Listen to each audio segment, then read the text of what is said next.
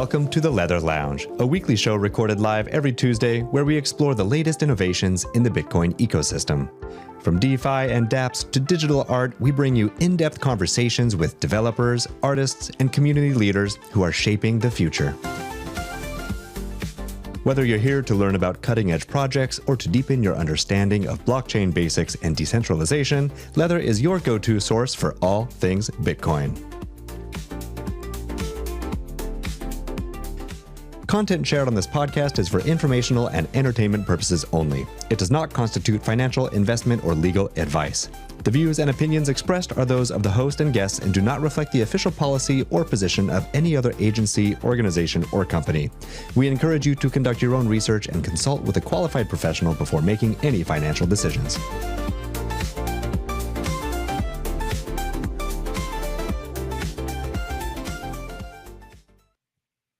Well, hello and welcome back to the Leather Lounge, where each week we bring you the conversations with the most influential founders, builders, thinkers, and innovators in the Bitcoin ecosystem.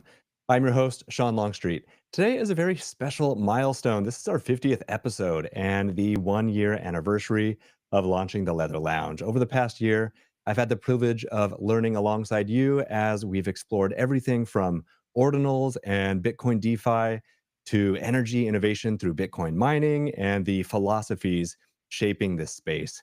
I've spoken with some of the most accomplished, visionary, and creative people building the future of Bitcoin, including Joe Visani, Troy Cross, Jason Meyer, Bruffstar, Postwook Natasha, Aaron Redwing, Billy Resty, Nick and Brett from Gamma, Tycho from Zest, and Jakob from Hermetica. I could go on and on, but I'll just say this, that I am deeply grateful for the growing community and the learning journey that we've all been able to share together. So it feels fitting that today's episode is all about financial independence, a core value in the Bitcoin ethos, and the growing role that Bitcoin can play in helping individuals secure their financial future.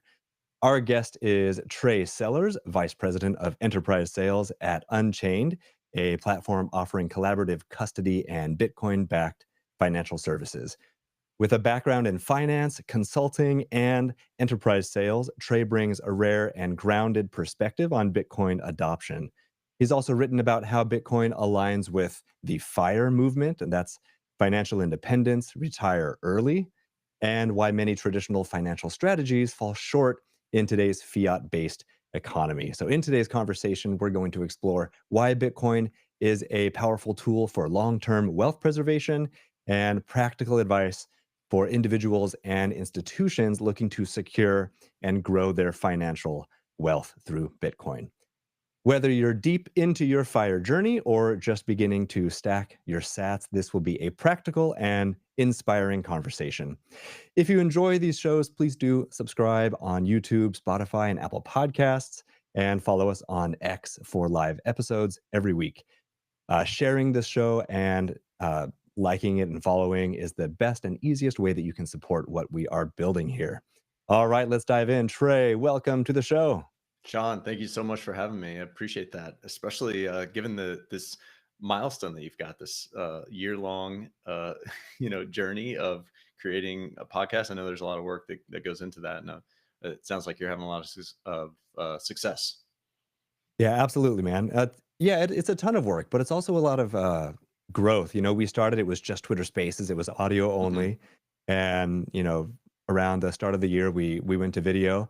So, there's so many learning curves that you're overcoming. And one of my favorite things about this space is the concept of iteration. Like, you can just keep trying things.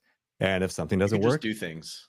You just do things, yes. And you do it again and again and again. So yeah, man, the growth mindset here is just the best. And I'm super lucky to be interfacing with people like you and all the other innovators of the space. So Well, it helps to yeah, be a Bitcoiner and already be kind of ingrained with a low time preference and, having this long-term mindset. Because anytime you're building an audience or, putting together a project like a podcast or a newsletter or any of that kind of thing, it takes that consistency. It takes that longer term view in order to actually have it be successful. So the 10-year overnight success, as they say.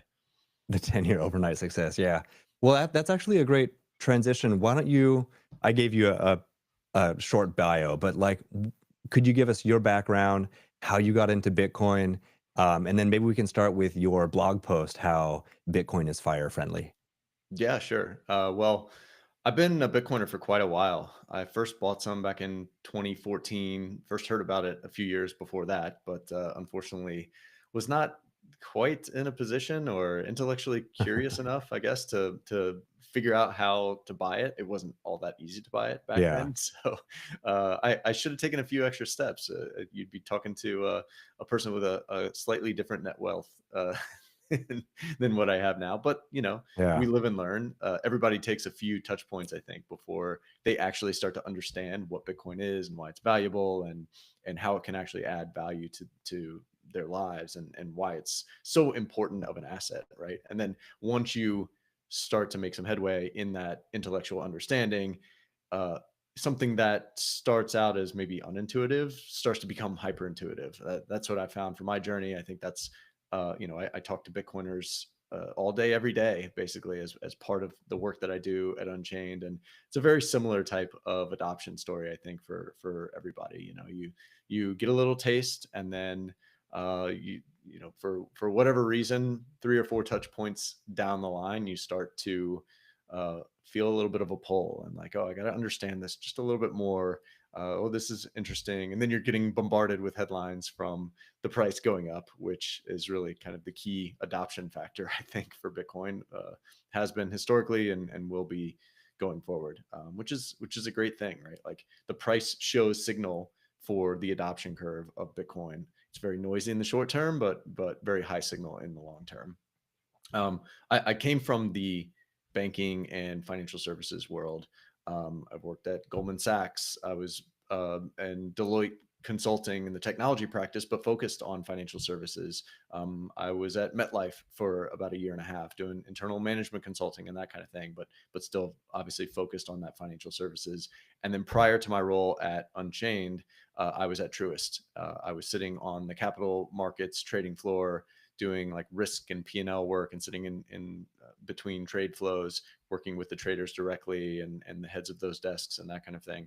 And so, I've got this kind of deep traditional finance background and capital markets understanding. Um, and then, it was maybe around 2018, 2019 when I was like fully down the Bitcoin rabbit hole, very much understood it, was starting to allocate much more heavily, and had that like dollar cost averaging mentality. That's around the time that I came across the fire movement as well. Mhm. Um, and leading into the bull run that eventually happened in 2020 after the halving, I kind of got the sense that, like, hey, this is the direction we're going. Um, I understand this. I think the people around me at the bank are going to have some questions on what Bitcoin is and why they should care about it. So who Mm. better than me to be in a position to answer those? So I put together a presentation I called Bitcoin for Bankers, and it was meant to answer that question for them and give them an idea of the market structure, and how they should think about it, and how they can answer questions in an intellectual manner for their clients who I thought would inevitably be asking about it. And sure enough, we had that bull run. There were a lot of questions. I had that presentation ready to go, started making some rounds, developed like an internal newsletter within the bank that people were asking me to join, just to Mm. get some updates on the headlines, and my initial thoughts on what was going on during the time. And then eventually I was asked to join a crypto working group that the bank had stood up with some senior executives, trying to just understand the landscape of what was going on out there. This was in the 2021 timeframe. So, you've just got like all this enthusiasm in the market, and everybody's talking about Bitcoin. It's flashing on CNBC for the whole for the whole day, basically. Which has become kind of like the norm, right? Like, they've kind of fully adopted Bitcoin now as something Yeah. that they regularly talk about, which is pretty cool. And so I joined that as a subject matter expert on the Bitcoin side, and that was a great experience. And then from there, I just started poking around to see if there were any opportunities to work in Bitcoin, and found myself moving into the direction of working at Unchained. And I've been here for 3 years, helped probably thousands of people to hold private keys for the very first time, and do so in a manner that takes succession planning into account, and comes with a level of service that you really just can't get elsewhere, along with helping people to buy and sell, and access some other financial services that we offer. So that's kind of the 30,000 foot view, and the journey that I've been through. Nice. Yeah, everyone has their own like touch points. I wonder maybe before we talk specifically about fire, Yeah. one question I have is how is the education and onboarding process different right now than it was like previous to last cycle? Is it the same? Do Mm. people need the same levels of education, or is it a little bit different? Has it evolved in the last 4 years? It's pretty much the same. We're going through these different adoption waves. Everybody knows about Bitcoin now, like everybody's heard of it. There's obviously a gradient uh, in terms of like how much people actually understand it and understand the value and understand the technical aspects of it and how to custody it. But it's all the same types of questions. And so it's just different people going up that learning curve at different times. And we operate in a very educational type of and consultative type of approach to help people to really understand at the base layer how they can control their wealth directly, and how they can really maximize the value of the holdings that they have in the Bitcoin world. So I wouldn't say that those conversations have changed in their essence so much as it's just there's probably a wider berth of people who are now coming to talk to us, right? It's young people, it's very old people, it's men, women, and people with families. It's family offices and investment managers and asset managers that are making much larger allocations. It's businesses, it's enterprises. So everybody knows about Bitcoin. Everybody's interested in it now. It's made its way to the global stage and has become a geopolitical topic of conversation across the world, not just in the U.S. The administration is adopting it, in terms of strategic Bitcoin reserve, and there's a whole bunch of different states that are considering reserves of their own, and Wall Street is getting there and trying to build products around it. So it's just like a much bigger funnel of people coming in that whereas it used to be people who were very much like down the rabbit hole already, right? Mhm. They already understood Bitcoin and they're just looking for a really good solution, which we're able to provide as well. So those people still come in the door for sure, Yeah. but there's a lot more at the top of the funnel than there used to be, I think. I'm I think it's obvious that, like, to gold bugs, Bitcoin makes sense because it's a scarce asset, right? But I think for a lot of people, they're they don't really have a proper education on, like, finances, so they may not really understand, like, finite value, 21,000,000. What does that mean? What's the significance? There's so much to Bitcoin, including, like, the store of value aspect, but then, like, there's something that we talk a lot on this show about, which is, the layer, Bitcoin, the network.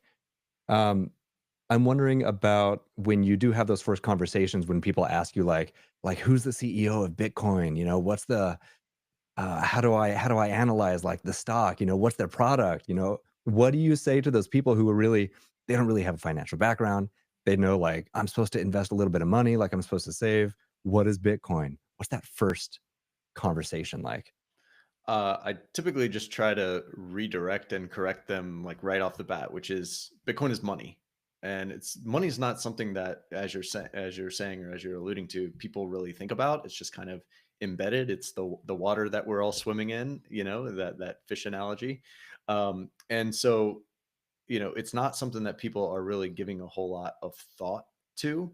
Uh, and so I think framing the discussion around like what Bitcoin solves for people and helping them understand or surface the problems that Bitcoin addresses, around like trust in institutions, which is pretty obvious to people now that it's kind of breaking down, and that the world is becoming a little bit more fragmented, and that money is a very central part of the agreement and the communication mechanism that we have with the people around us and with governments and corporations and all of that.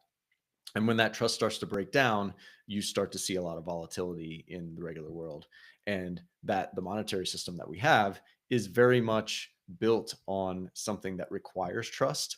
And so when that trust breaks down, the credit that our money is actually built off of starts to get a little wobbly, right? And I think that resonates with a lot of people because they can see it. They don't necessarily know how to assign, a causality to that. They haven't quite made that connection, but they can certainly see the volatility and the fragments that are happening around the world and in the country, and wealth divides and political divides and all of that.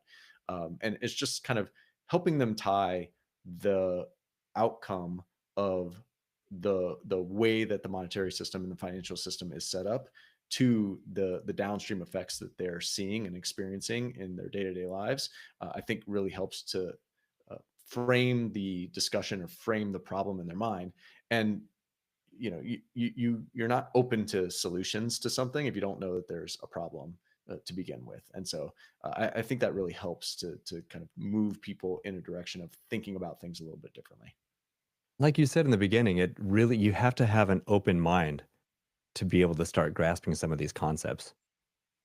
Or you have to have a problem or a burning platform of some kind, right? Like, to some people that comes in the form of getting debanked, or like having some problem with the money that they think they own and that they're looking at in their bank account. And to some people, it's just like, hey, you go to the grocery store and the price of eggs has shot through the roof, or maybe you can't even get any eggs because they're just in such high demand or whatever, right? And we've seen that type of thing recently. Sometimes it's like, hey, I'm trying to send this wire internationally and it's a total black box and it costs an arm and a leg, and I have no idea if it's ever going to arrive, and it's super slow and there's no transparency at all, right? And Yeah. Bitcoin solves all those problems. It has this unique ability to communicate value both over time and over space in a way that no other asset can do. And it allows you to store your value in something that doesn't leak, that doesn't like have this kind of residual cost leaking out of it, in the form of a a growing supply, whether that's gold, whether that's fiat, obviously, whether that's stocks, bonds, real estate. All of those things have this like steadily increasing supply that that leaks value from you, and a lot of times has other costs associated with them as well. And Bitcoin doesn't have that, right? It's like airtight. It's a contained system there, as long as you understand how to interact with it directly. Anyway. Yeah, I want to get your thoughts on stacking sats, storage options, security and safety. But first, let's dive specifically into your piece on Bitcoin is fire friendly. I know Yeah. you've already riffed on so many of the value propositions of what Bitcoin is, but take us back to that moment when you wrote that blog post and how that launched you into your newsletter and this current phase of your career that you're in. Yeah, as I mentioned before, I was around the time that I was really understanding Bitcoin. Wasn't too long before that I found the fire movement and kind of started to subscribe to that methodology of approaching my personal finances. And just for anybody who's kind of new to this terminology, financial independence, retire early, really became popular in maybe 10, 15 years ago. And it's an approach to personal finance that is very intentional, that takes a long-term, low time preference view, and is actually very straightforward and simple.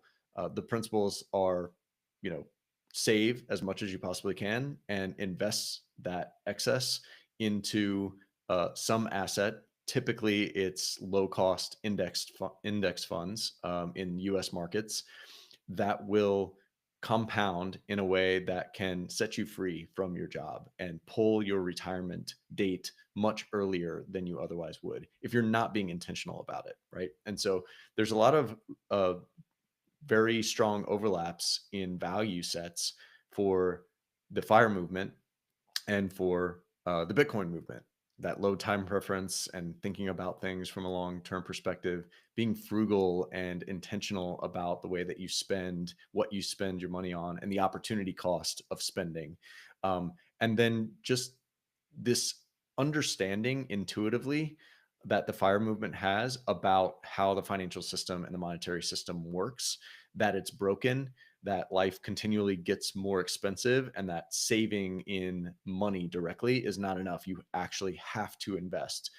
And depending on what you're investing in, you're at least standing still and growing purchasing power just from saving more, or you're hopefully getting ahead of the curve a little bit there and being able to have a positive real return that can really pull that retirement date forward.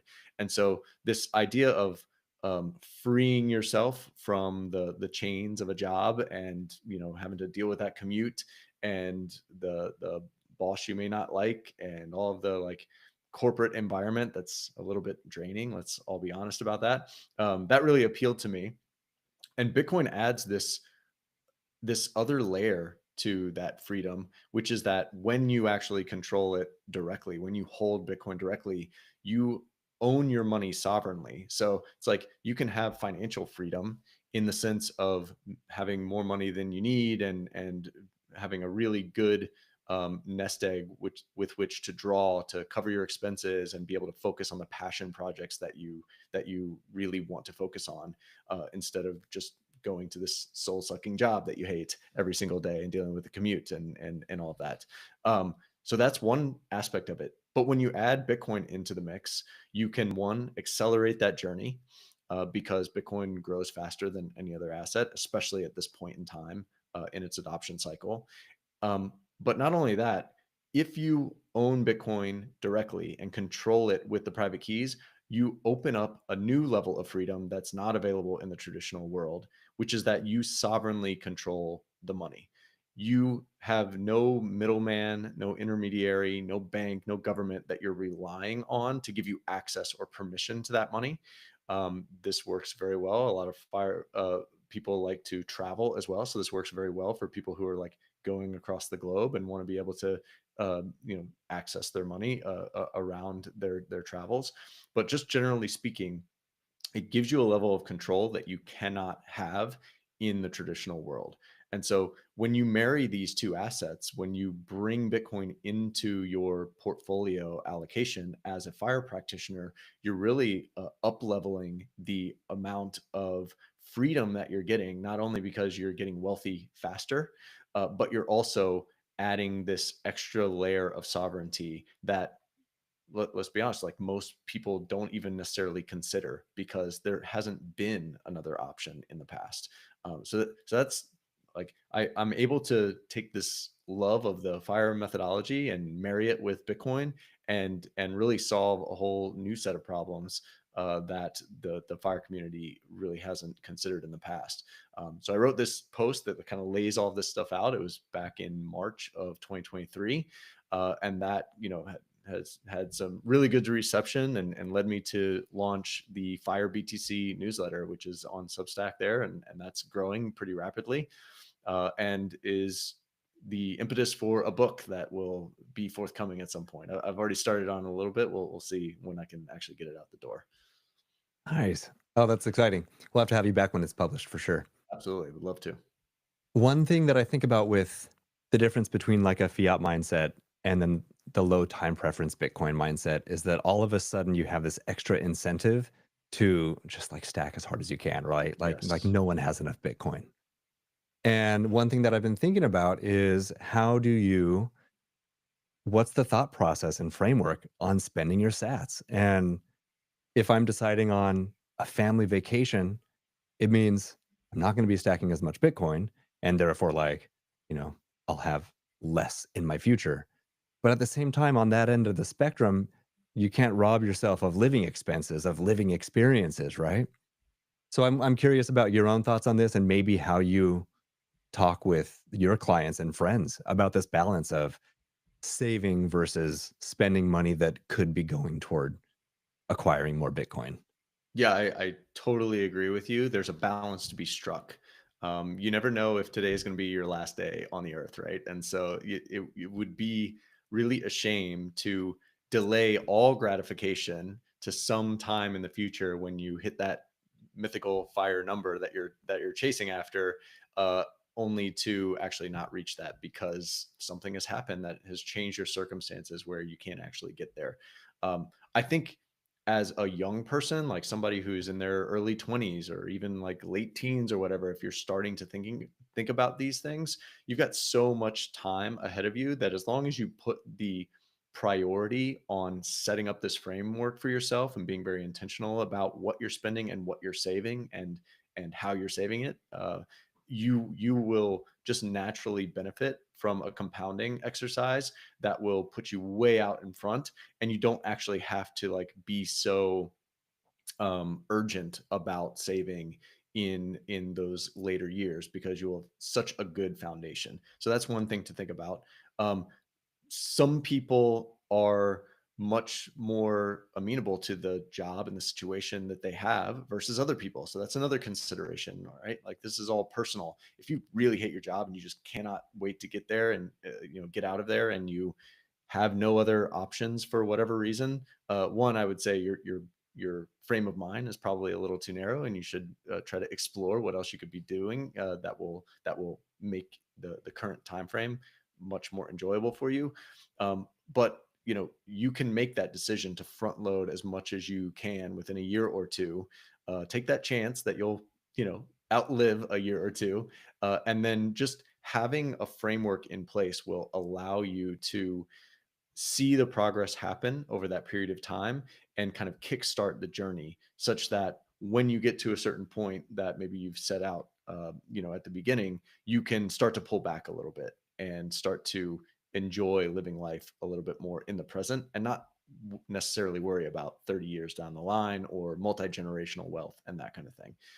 You want to make sure that you are really digging into the life that you've got and enjoying the people around you that you care about, your family, your friends, and experiencing all that the world has to offer as well. So it's definitely not one size fits all. There's definitely different strokes for different folks there, but you should certainly like make sure that you're taking the proper steps to secure that future for yourself while enjoying what time you've got right now. Yes, it certainly makes me deliberately appreciate the experiences more because I know, more of what the cost is. I think I've heard this said about like, the current Gen Z that maybe it's more of a fiat mindset, but if you have some money, you just spend it right away. I know maybe in the crypto world, it's like, I'm just gonna blow it on a meme coin because what's this dollar gonna mean? Like in 10 years, it's gonna be nothing. So it's all going to zero anyway. So I'm just gonna like have fun or kind of Moonshot. waste it. Yeah. And then when you're presented with the choice of, I could save this in Bitcoin, the greatest savings technology the world has ever known, or I could spend it on an experience, you're going to make that experience the best it can be. And you're going to be fully present for it. Yeah, very So I true. think it also improves that kind of mindset. Yeah, very true. You start to make sure that the dollars or the Bitcoin that you're spending um, are done in a way that's going to maximize, the value that you're getting out of it, and that you're not wasting money frivolously on stuff that doesn't mean anything or is very short lived in the value that it's giving you or whatever. Or it's so easy to like set up these recurring subscription things just because you're trying something out, you forget about it. Every month there's 15 20 30 bucks coming out of your on your credit card or out of your bank account that you might not even notice unless you're taking a very intentional view of your expenses, which the fire folks tend to do, right? Like, very analytical and very like focused on bringing that number to a good balance, because it's very much within our control as to how we can approach all of that stuff. Yeah. Well, let's talk about controlling the Bitcoin, about the best ways of storage. I think there's a whole range of self sovereignty that Bitcoiners can take advantage of from holding your own Bitcoin with the private keys. That also comes with a lot of responsibility. Um, and then on the other end, you could keep your coins in a hot wallet or on an exchange, completely in someone else's control or as an ETF. what is the let's talk about that spectrum of of holding your coins, and what that spectrum looks like for different people at different ages in their careers, Mm, or whatever their status is. What's that range of holding Bitcoin? hmm.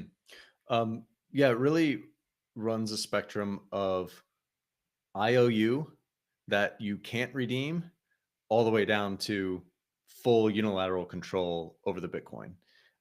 And so there are a few different options in the middle there. An IOU that you can't redeem right now is holding the ETF.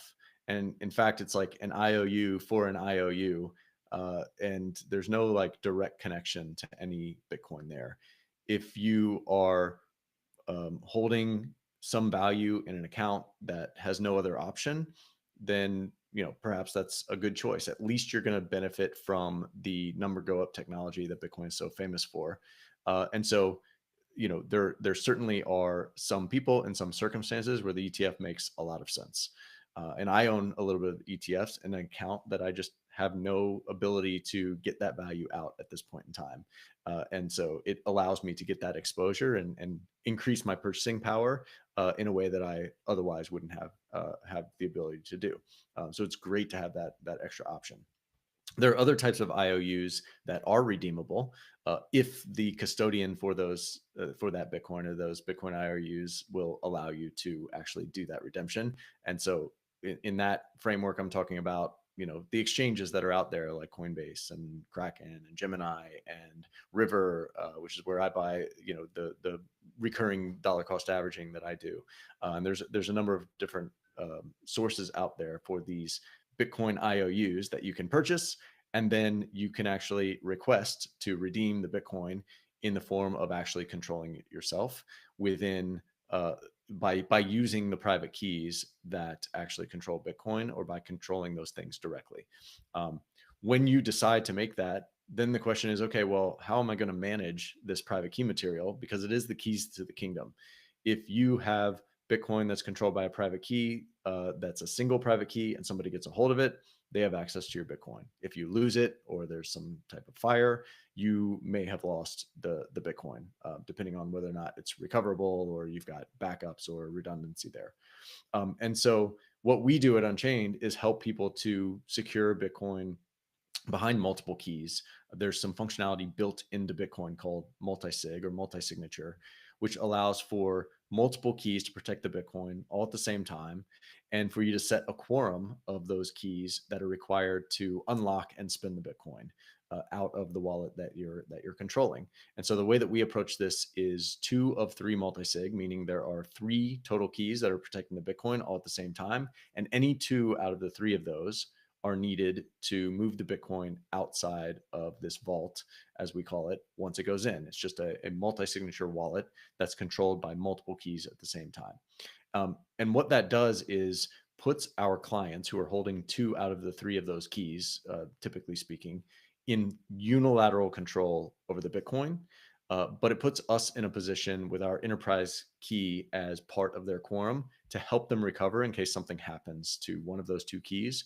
Or in the case of succession planning or inheritance planning, we're in a position to help the transfer of that asset in the direction that their estate plan has laid out, whether that's a will or a trust or what have you. You have to take care of not only the title aspect of the transfer of the Bitcoin and the legal aspect of that, Hmm. also the possession aspect, because we are talking about a bearer asset that you can control directly.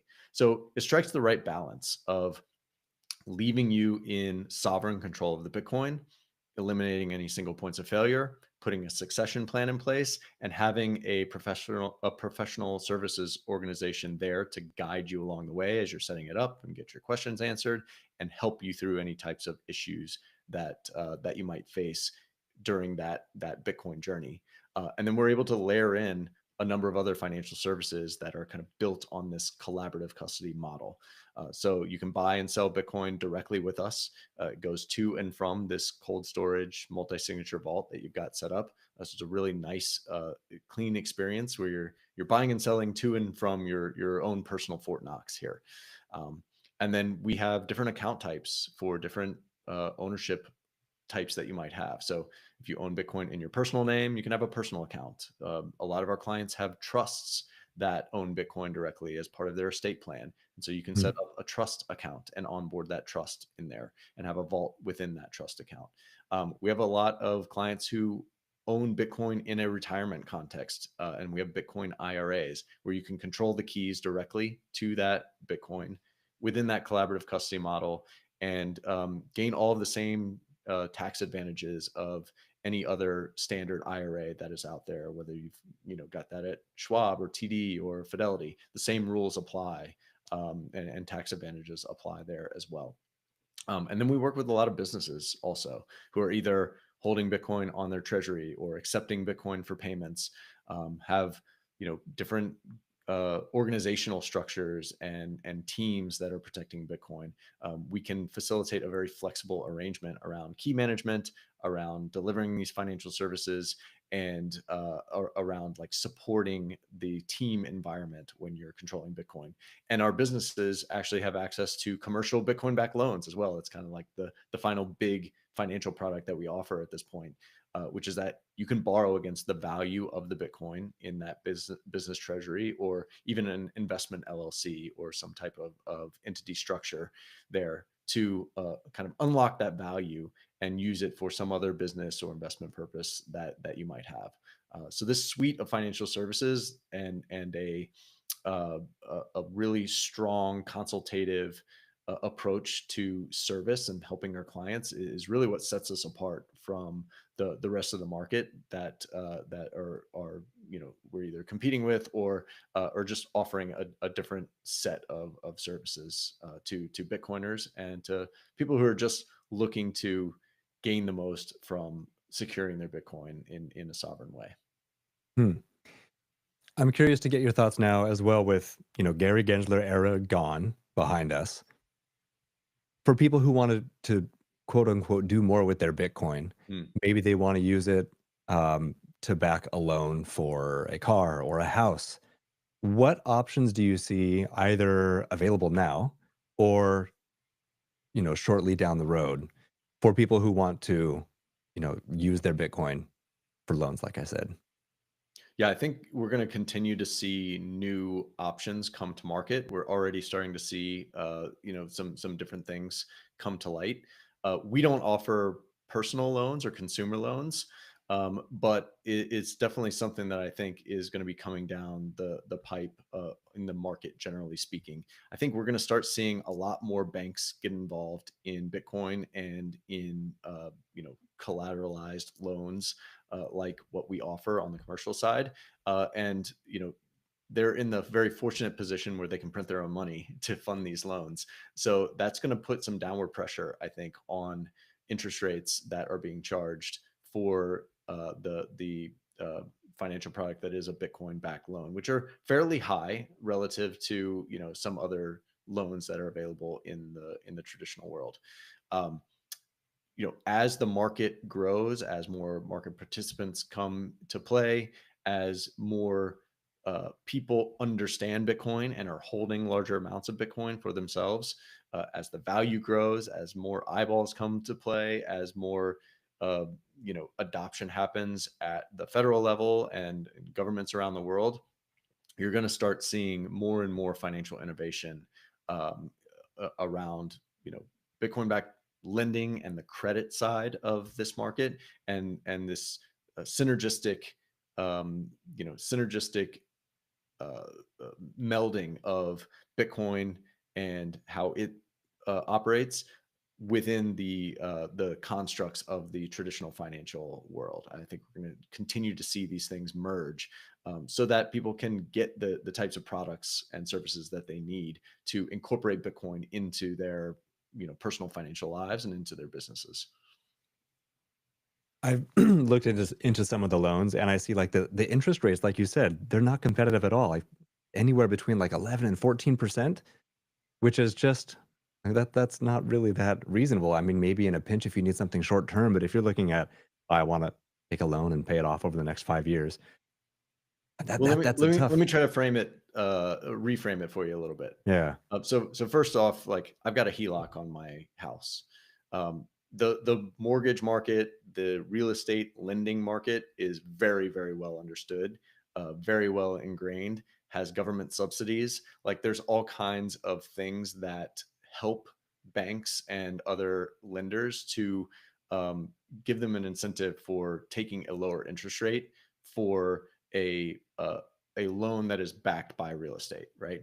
Mm, My HELOC is still at like 8% right now.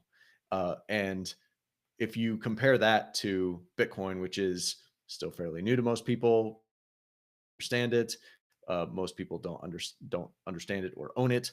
That spread between 8% and 12, 13, 14% is actually not that wide. I mean, you can go to hard money lenders and sometimes they'll charge you 20% or whatever. So if you like keep it in that context, I think that can help to like uh, put it in the proper framing there. And then the other thing that I'll say is, you know, it's interesting to think about like the people who would be lending against Bitcoin as collateral. They kind of have to be the right people, at least at this point in time. You need to have enough of an understanding of Bitcoin and how it works that you understand why it's a good collateral asset for lending against.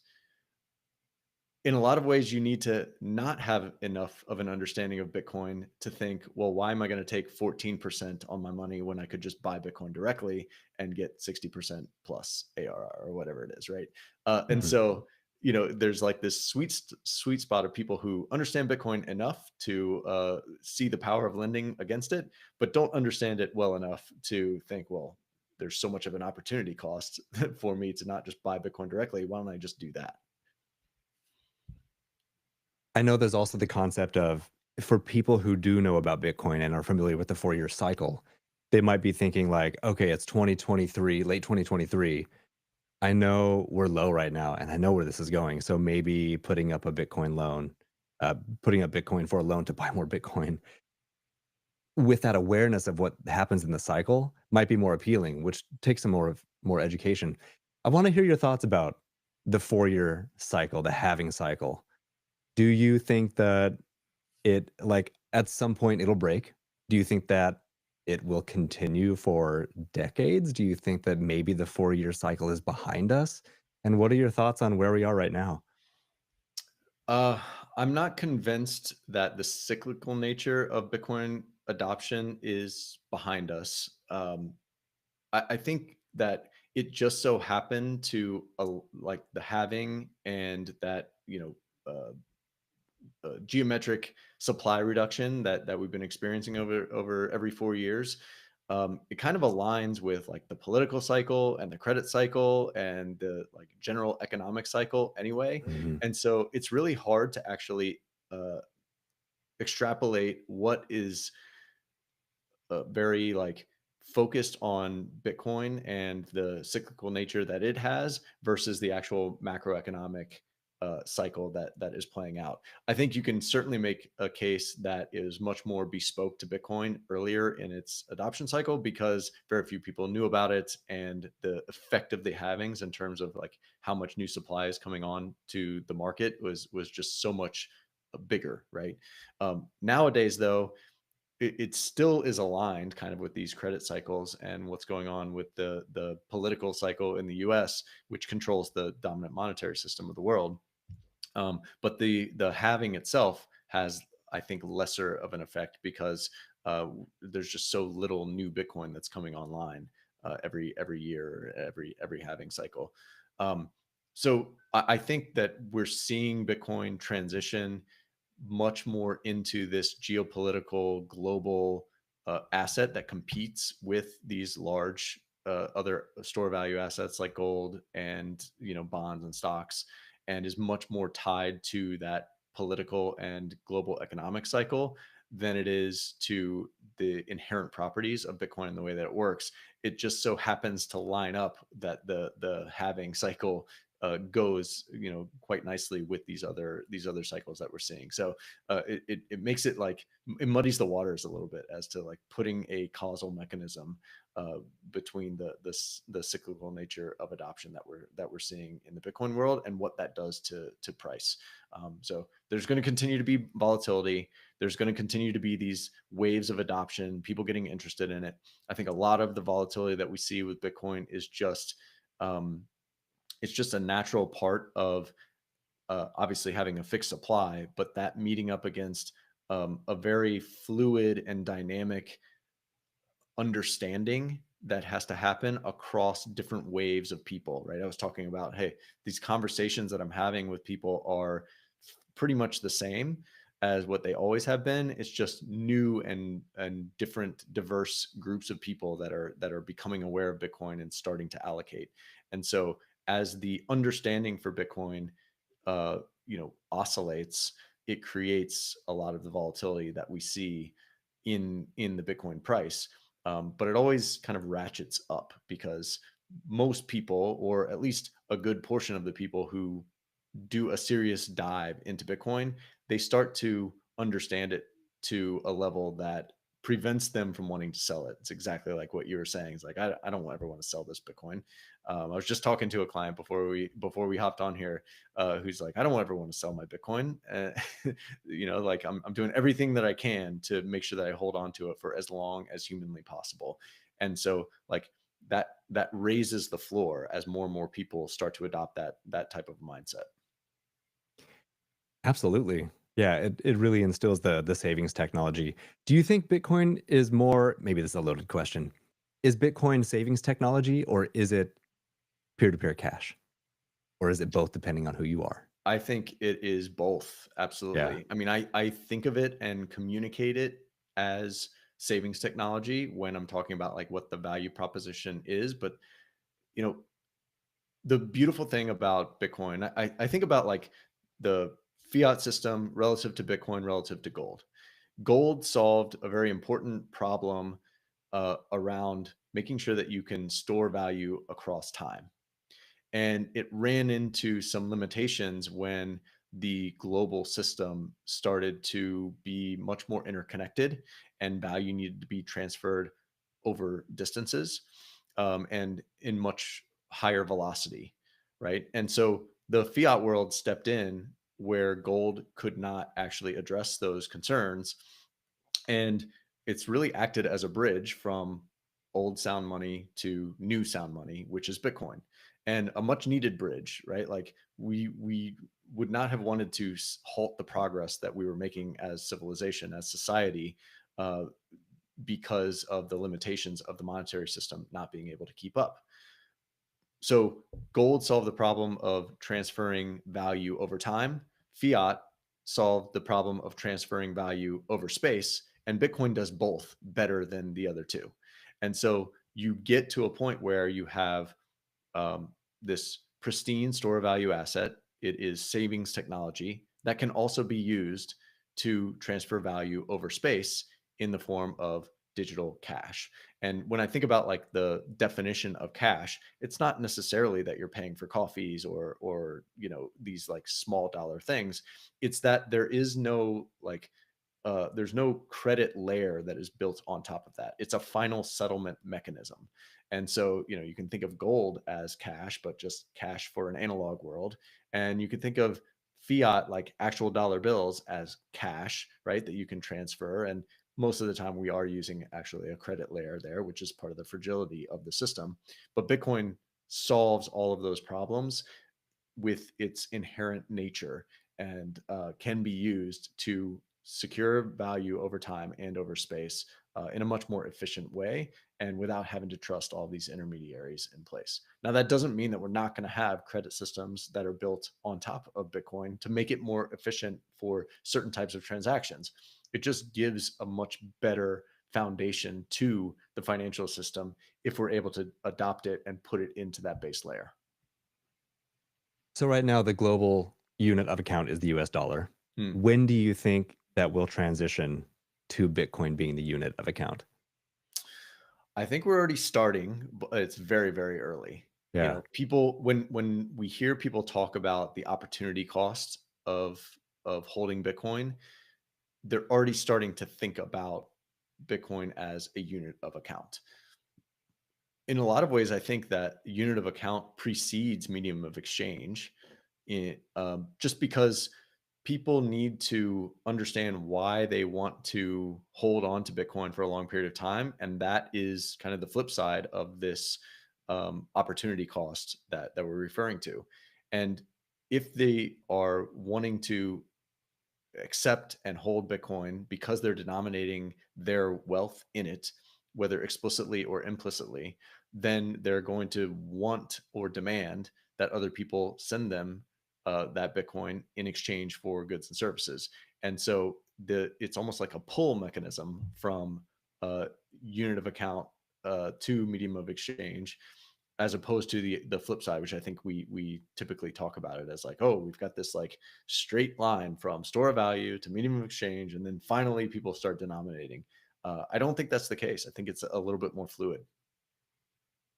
I know we're approaching the end of the hour, so let me broaden the scope here and ask about maybe some of your other interests, specifically how getting into Bitcoin, the ethos of Bitcoin and Bitcoin principles have rippled out to other areas of your life. Hmm.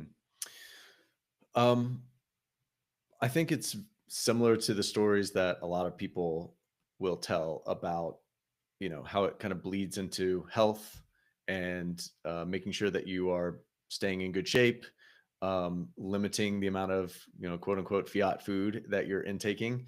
I kind of go on these cycles of that. It's kind of hard to break, right? Because we're surrounded by the fiat food. It's so funny seeing like Steak and Shake on X talking about how they're, introducing tallow for their fries and phasing out seed oils and all of that stuff. I think that's Wow. an awesome development, and would love to see other businesses kind of taking that type of an approach. I can't help but think that Bitcoin has had some influence on that, whether directly or indirectly, in terms of the decision for that business. And I wonder if maybe somebody on their board or at the top there is a closet Bitcoiner. Maybe we'll find out at some point in the future. But really, it's the instantiation of these low time preference type views that really permeate the way that I approach my personal finances and the fire movement that I adhere to, and the way that I am like tracking my expenses and doing all of that. All of that stuff like has a ripple effect there, and so that's really the essence of how it's affected me. Yep. That and don't trust, verify. I think that is just a great Yeah, a short maxim that is so sticky. All of a sudden you think, oh, don't trust, verify. I yeah, have to go double check that. I'm going to check my sources. yeah, yeah, absolutely. I've always been as conscious as I think I can be about making sure I'm not like just spreading some kind of baseless headline, because there's a lot of that on X too. Although sometimes I make the mistake. But yeah, you absolutely should go through and check like the actual sources of the information that you're getting. Um, I've been spending a lot of time in the AI world as well, and ChatGPT and all of that. And I think it's going to continue to get harder and harder to parse out what's true and what's hallucinated, right? Using the terminology of the AI world there. Um, as more and more information is kind of like fed through these types of machines, which is going to unlock an amazing amount of productivity, uh, and new use cases and that kind of thing. But we also just have to make sure that we don't lose that truth value that really should underpin the way that we think. Yeah, all right. You hear that? AI computers, don't trust, verify. Yes, Show us your work. exactly. Nice. Well, I know we're at the top of the hour now, so let's make sure we are sending everyone to all of your socials and just give you a chance to plug everything you're doing with Unchained as well. Yeah, I appreciate it. Thanks, Sean. I really enjoyed the conversation. You can find me on X at ts_hodl, HODL. All of that will kind of link to the other things that I'm doing, but go check out the newsletter, firebtc.substack.com. I'm writing almost every week with some new takes on helping Bitcoiners to understand the FIRE methodology and kind of implement that for themselves in their personal financial lives, and then helping the FIRE community to understand why they should include Bitcoin into their portfolio and into the way that they approach their plan. I'll be hosting a panel at Bitcoin 2025. You can use the code FIREBTC for 10% off if you're still looking to buy tickets to that. So I'll be out in Vegas. Feel free to flag me down if you see me. Would love to meet new people as always. And then go check out Unchained. If you own Bitcoin and you haven't taken it off that exchange, or you've got like a single hardware wallet that's protecting your Bitcoin in the desk drawer, and it's a substantial amount of Bitcoin, you should certainly consider using this collaborative custody model to make sure that you are never in a position where you can just make one mistake and lose it, and have this succession plan in place so that your family can actually benefit from this supreme store of value asset that you've been working so hard to save. So go to unchained.com. We do complimentary consultations. You can talk to a member of our team, might even be me, and we'll help you get set up in the proper fashion and meet you where you are in that conversation. Awesome, Trey. Well, I'm so glad that the 50th episode 1-year anniversary could be talking about this important Bitcoin ethos of financial independence, because I know this is the Bitcoin is hope, and it's an unlock for people to think about, to put that don't trust, verify lens on kind of every part of their lives. So yeah, I love Bitcoin. I love preaching to the choir about everyone, including guests like you. So thanks again for joining us. Thanks so much, Sean. Really enjoyed it. Hope we can do it again sometime. Yeah, we'll have to get you back when that book is published. Perfect. Would love to. Cool. All right. Thanks again, Trey. And thanks for everyone for listening in. We are at our new day every Thursday now at 11 a.m. Eastern. Next week, we're going to have a very special leather-focused lounge with our general manager, Mark Hendrickson, because there's a lot of exciting things, wink, wink, happening with leather right now. So do mark your calendars for a week from today. And then we've got a lot of other great guests lining up. We know that the Bitcoin conference is coming up later this month. So do stay tuned, subscribe everywhere you listen to podcasts, leave us a review if you'd be so kind so that more people can find us. And we'll see you next week for the next Leather Lounge. Thanks again.